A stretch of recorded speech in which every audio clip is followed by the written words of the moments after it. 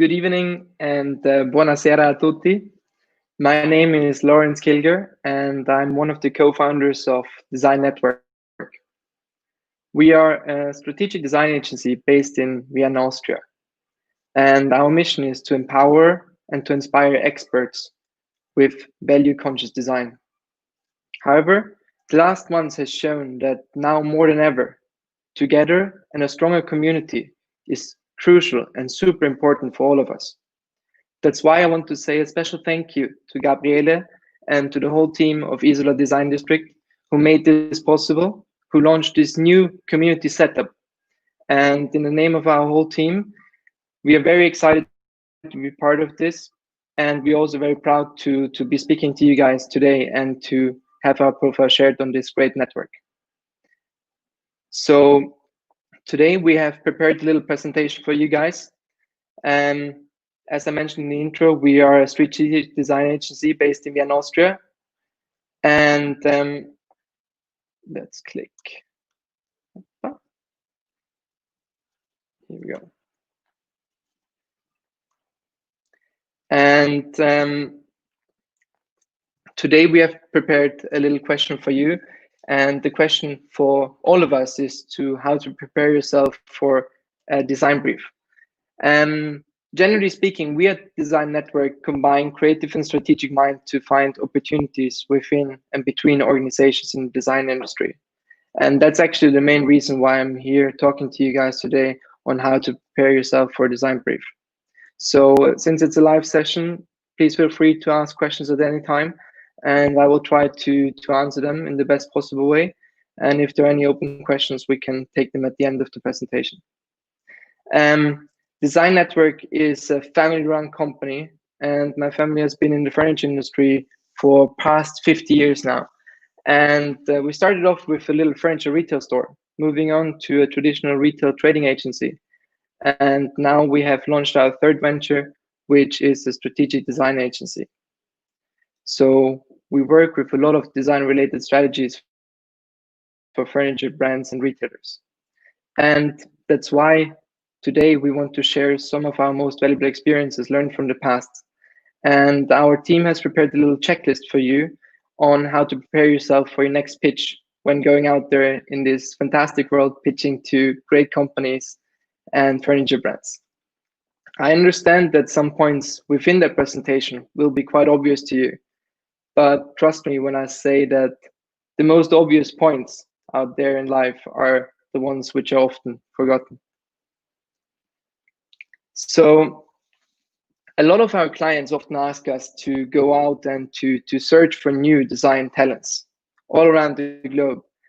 And those clients are mostly furniture brands.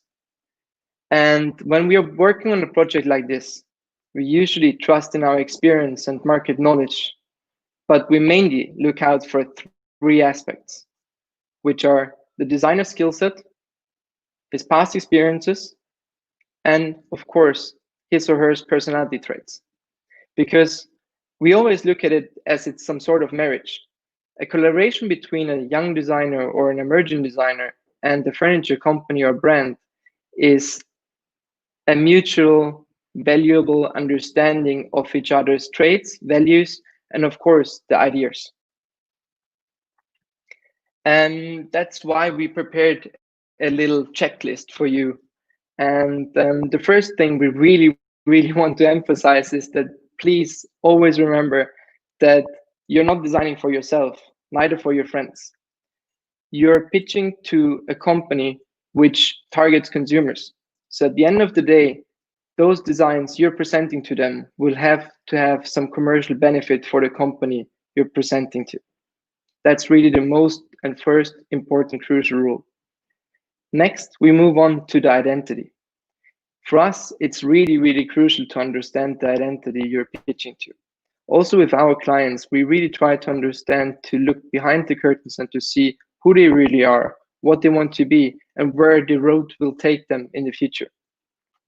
So for you as a designer going out there, pitching to a company or to a brand, it's crucial to understand their core identity, their core values, because only if you align with them, you have the opportunity to really make an impact within their design portfolio. Also, what we want to emphasize at that point, that remember that most of those brands are not searching for a reinvention. They will go for what has worked in the past. So try to relate to their past product portfolio, but of course, bring in your own identity and twist. But think about it, that this product you're pitching to them will always have to have some certain value for them, either being an iconic design value or a commercial value. Secondly, if you like it or not, and trust me, I mostly don't like it. It's the point of the competition. Large companies, designers, brands all over the world are always looking over each other's shoulders to see what someone else is doing in their garden. I mean, we just have to relate to ourselves. Sometimes the neighbor has a greener grass than you do, right? So you kind of have to understand the competitive landscape you're going into. The main question some companies out there are always asking themselves is, why is brand X selling more dining chairs, for example, than brand Y? And for us, it's important that designers who go out there and pitch to companies really understand the competitive landscape. It can be done, it's quite simple to Google the main competitive landscape of company X, but really try to understand, because if the brand you're pitching to sees that you have put some thought into their competitive landscape, into their positioning, they will quite likely like your product design from an overall perspective. Thirdly, moving on to the part where I struggled the most at the very beginning of our career within the strategic work of Design Network, it's numbers. I've had the experience in the past that numbers can be quite scary, trust me, and it's sometimes for me as well.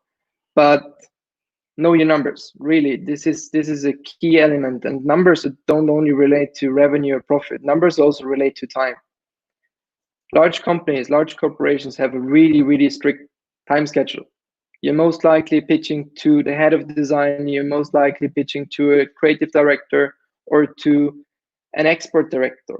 Or even if you're lucky enough, you will pitch directly to the CEO. Those guys have a really strict schedule. So be there on time. And being on time actually for us here in Austria means being 5 minutes early.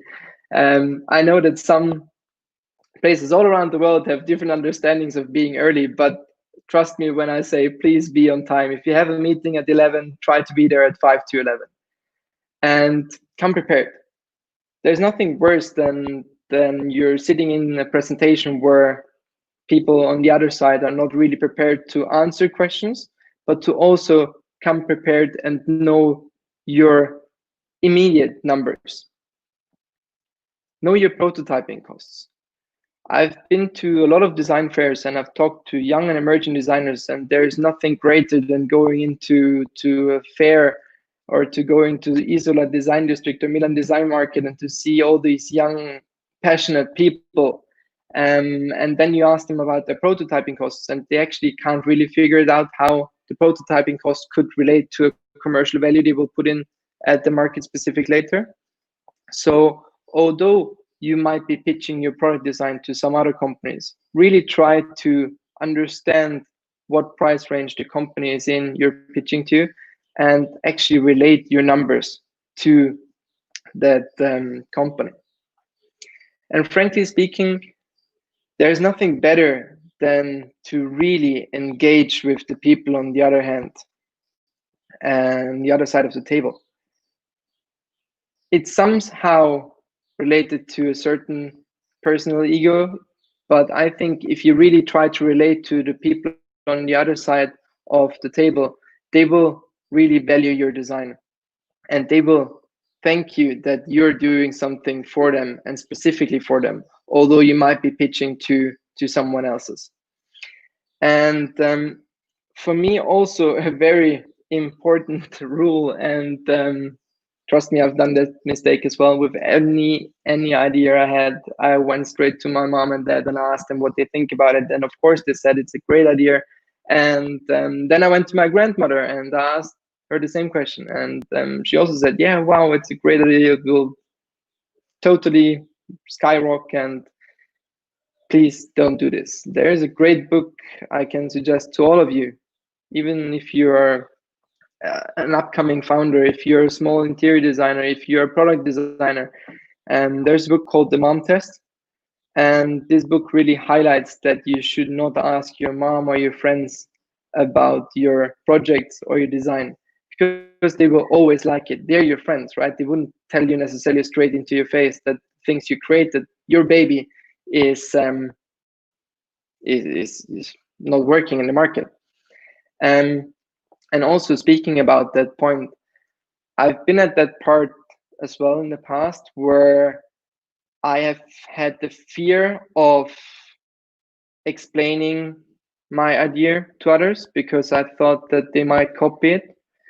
And to be honest, if you sit with your great product design in your parents' basement and no one is seeing it, how could someone relate to it or try to understand it? So although it's a competitive landscape, and I mentioned competition before, that people are looking over each other's shoulders, you just have to go out there and test it with real people. I mean, having this opportunity right now, we can test product designs on platforms like Isola. We can test the reaction of real consumers. We can test the feedback of designers who are partners and friends of us. And also, like, sometimes it's as easy as taking your prototype out on the street and asking 5 random people to sit on your chair and to ask them about how they feel about it, because there is nothing more valuable than real feedback from real consumers, which you then can implement in your further design process. And with any innovative idea, and I don't strictly want to relate that to product design, it's that feedback, that real feedback, get it from a real market, leverage your potential. So also, if you're pitching to a large company or to a design company, you could directly relate to a feedback you got from the street. I've had this great experience when I went out on a design fair and I spoke to a young designer, and he said, "Yeah, you know what? 2 weeks ago, I actually took that chair and I went out at Piccadilly Circus and I just asked some people to sit down in a chair and to take a picture and to smile." And you know, that proof of concept really gets you going and makes you understand that that product you're designing actually has some value for people, and this value for people is what it really means. And yeah, actually, since this was a live presentation,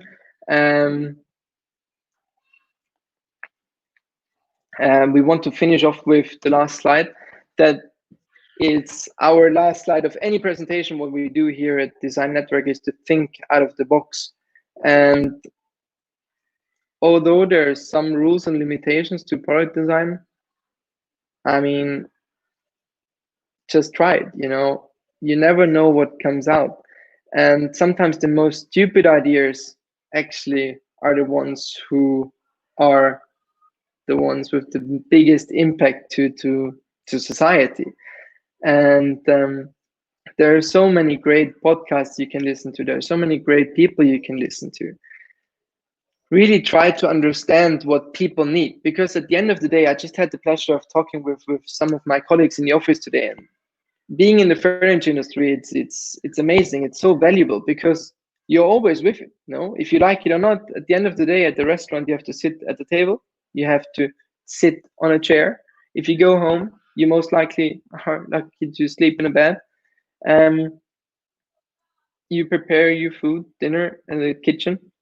You go to an office, you go to your design studio, you have the impact of products that you guys created every day. So with furniture itself, you have the opportunity to really engage with people at their highest level of comfort, because you're entering their private zone. And this is something really amazing. And if you understand that you have the opportunity that with your innovation, with your product design, you can actually go into someone's home and make them feel even more homey, I think that's the energy you need to create great product designs. And yeah, these actually are my closing words for today. Unfortunately, I didn't see any live comments. So if you guys have any questions right now for us or for me here in our little office, I'm happy to take them. Again, I really want to say thank you to the guys from Isola who made this whole new platform, this whole collaborative landscape possible. It's such a great initiative, and it really shows that us in the creative industry, we are such a strong community, and we always hold on together, no matter what challenges will face us. And yeah, and I think that this is just something. It's a great step into the right direction, and I really hope that the feedback gathered in the first 2 days was great, and I hope that you guys all out there will spread the word for this great concept. And yeah, also, since this was a presentation, please feel free to drop us an email, drop the guys from Isola an email if you want to have the presentation, use it as a checklist. And again, as I said, some of the points I mentioned and our team prepared might be quite obvious to you, but please always remember those 4 crucial elements of being on time, know your competition, know your numbers, and of course, really engage with the company you're pitching to, because there's nothing better than people who really enjoy that pleasure of having you on the table because they know what you're doing or what you're about to do. And this is something to remember. And yeah, if you want to have the presentation, please feel free to drop us an email, and we'll be happy to share it with you. Guys, it was a pleasure. Thank you very much.